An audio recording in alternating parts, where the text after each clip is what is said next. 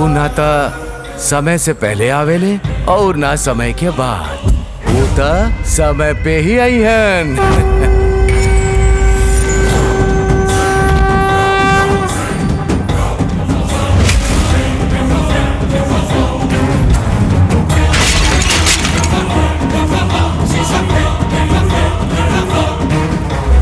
पीछा करबा तू?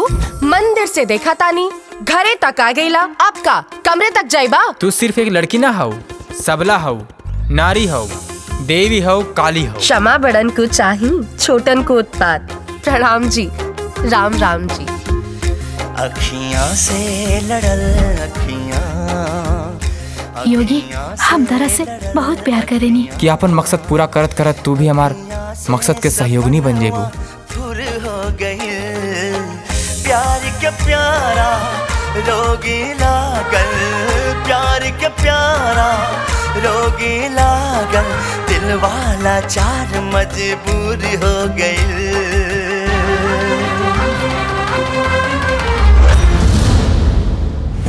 ये लड़का कुछ न कुछ तो गांव में गुल खिलाई, ये भगवा ओढ़ के कोनो न कोनो कांड करी। योगेश्वर महाराज कहते हैं, वृक्षों में पीपल हूँ।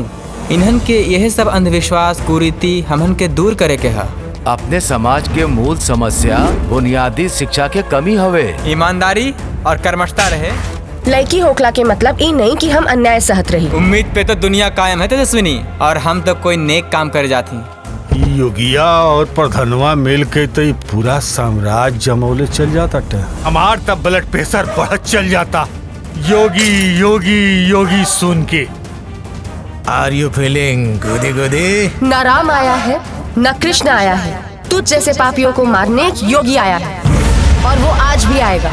योगिया आखिर हमसे भारी काहे पड़ता रे? अरे योगिया, बंद करी सब नाटक। अरे शिक्षा आश्रम हवे कि प्यार के अड्डा हो?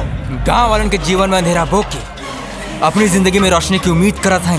जय तर बेचेला। न राम आया है न कृष्ण आया है। इस घोर कलयुग में तुम जैसे पापियों का नाश करने के लिए एक योगी आया।